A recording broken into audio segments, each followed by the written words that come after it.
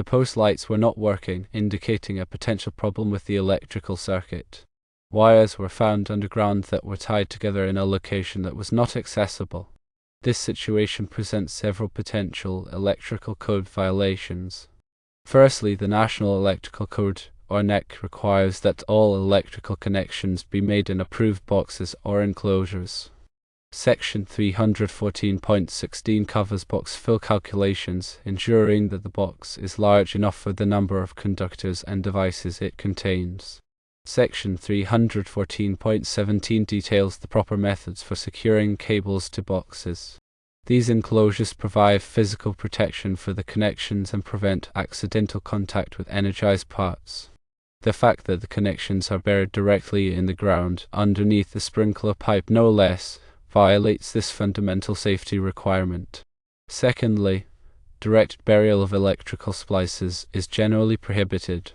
The NEC requires that splices be accessible for inspection and maintenance.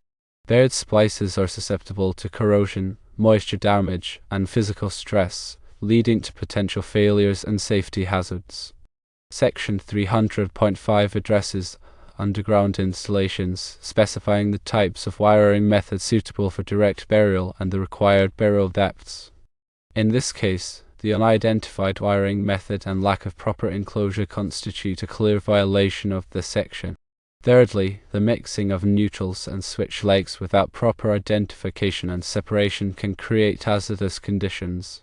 A switch leg is the conductor that carries power from the switch to the light fixture. In a properly wired circuit, the neutral conductor is only connected to the neutral terminal and the panel board and to the neutral conductor of the fixture. Tying neutrals and switch legs together can lead to unexpected voltage in the neutral conductor, which can be dangerous. The NEC addresses proper wiring methods in Article 300 and identification of conductors in Article 200.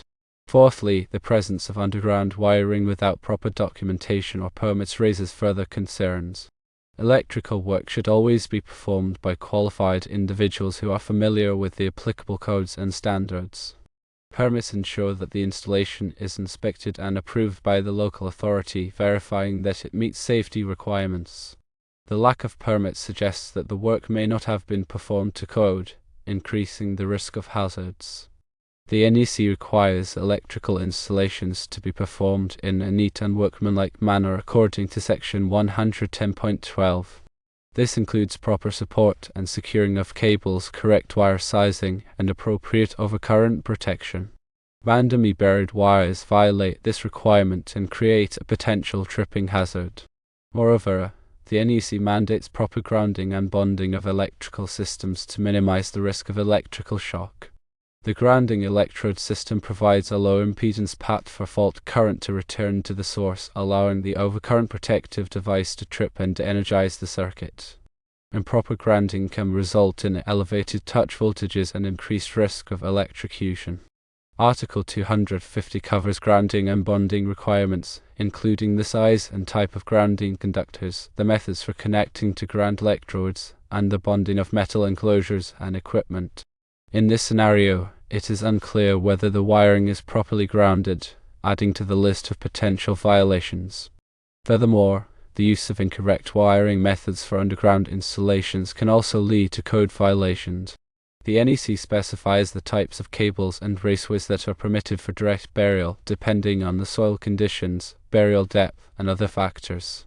Using the wrong type of wiring can result in premature failure, electrical shorts, and fire hazards. Article 300 and Article 310 provide detailed requirements for wiring methods and conductor ampacity. Additionally, the NEC requires that all electrical equipment be listed and labeled by a recognized testing laboratory, such as Underwriters Laboratories, or This listing indicates that the equipment has been tested and meets safety standards. Using unlisted or counterfeit electrical equipment can compromise safety and increase the risk of hazards. Section 110.3 covers the requirements for equipment listing and labeling. The use of aluminum conductors underground also warrants careful consideration. Aluminum conductors are more susceptible to corrosion than copper conductors, especially in wet or corrosive environments. The NEC requires that aluminum conductors be properly terminated and protected to prevent corrosion. Section 110.14 specifies the requirements for conductor terminations, and Article 310 addresses conductor ampacity and installation. The presence of a neutral conductor and a switch leg at the first light location raises questions about the wiring configuration. In a typical lighting circuit, the switch leg runs from the switch to the light fixture, while the neutral conductor runs from the neutral terminal in the panel board to the light fixture. Connecting these two conductors together can create a short circuit or other electrical problems. The NEC provides detailed requirements for wiring lighting circuits in Article 410. The lack of working post lights is a symptom of the underlying electrical problems. The troubleshooting process should begin with a thorough inspection of the wiring, including checking for loose connections, damaged insulation, and proper grounding. A multimeter can be used to measure voltage, current, and resistance to identify any faults in the circuit. The NEC requires that all electrical work be performed in a safe and professional manner. Hiring a qualified electrician is the best way to ensure that the work is done correctly and in compliance with the code. A qualified electrician will have the knowledge, skills, and experience to identify and correct any electrical hazards. Article 110 covers general requirements for electrical installations, including safety precautions and proper work practices. The NEC also addresses the issue of unauthorized electrical work. Performing electrical work without a permit or inspection can result in fines and other penalties. The local authority has the right to shut down any electrical installation that does not meet code requirements. Obtaining the necessary permits and inspections is essential for ensuring the safety and legality of electrical work.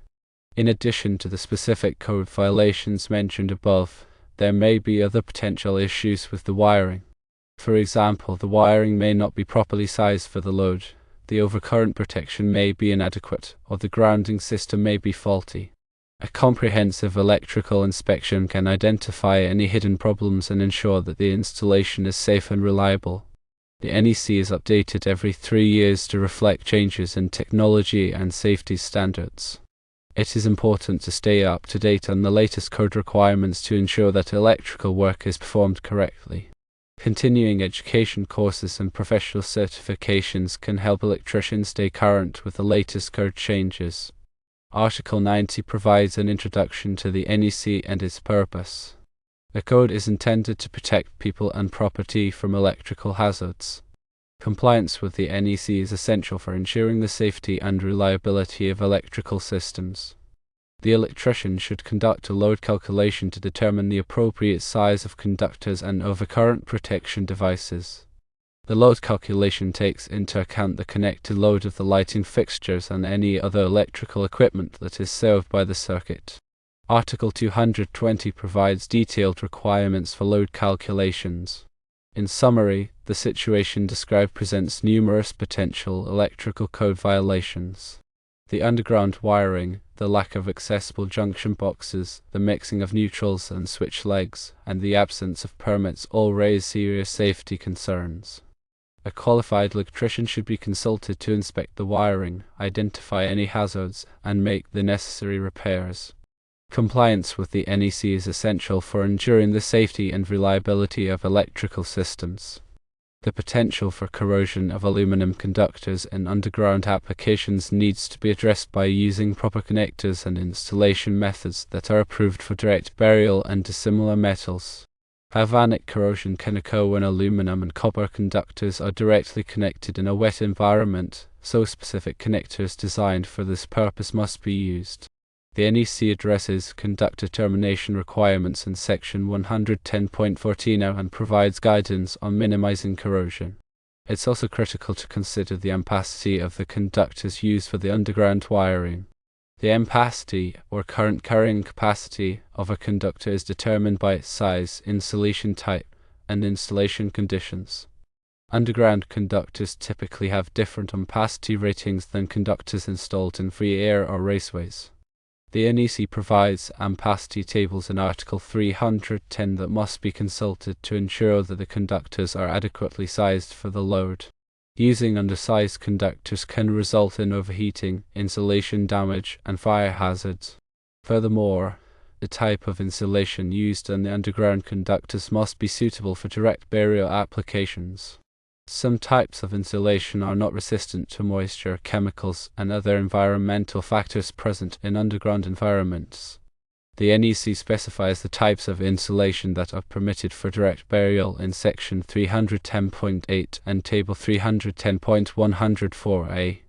The underground splices must be made using listed and labeled connectors that are specifically designed for direct burial applications.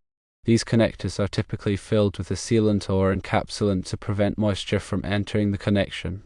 The NEC requires that all splices be made in accordance with the manufacturer's instructions and that they be accessible for inspection and maintenance.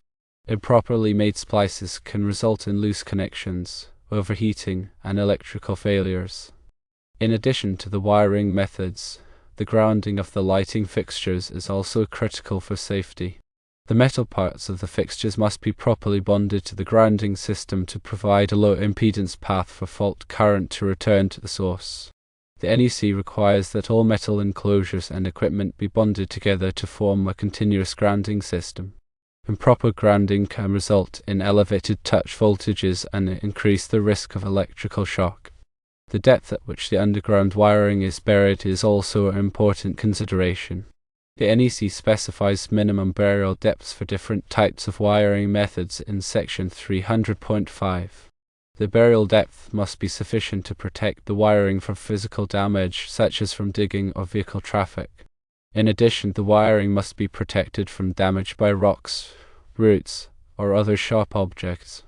The use of a tracer wire can also be helpful for locating underground wiring in the future.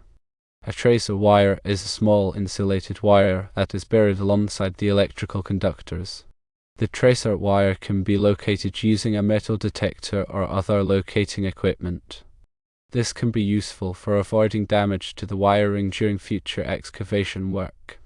The NEC does not specifically require the use of tracer wires, but it is a recommended practice. Finally, it is important to document the location of the underground wiring for future reference. This can be done by creating a map or sketch of the wiring layout and noting the location of any splices or junction boxes. The documentation should be kept in a safe place and made available to anyone who may need to work on the wiring in the future. This documentation can help to prevent accidental damage to the wiring and ensure that any future repairs or modifications are performed correctly. The use of ground fault circuit interrupters, or GFCIs, should also be considered for circuits supplying outdoor lighting. GFCIs are designed to protect people from electrical shock by detecting small amounts of leakage current and interrupting the circuit. The NEC requires GFCI protection for certain outdoor receptacles and equipment, and it is a good practice to use GFCIs for all outdoor circuits. The NEC addresses GFCI protection requirements in Section 210.8.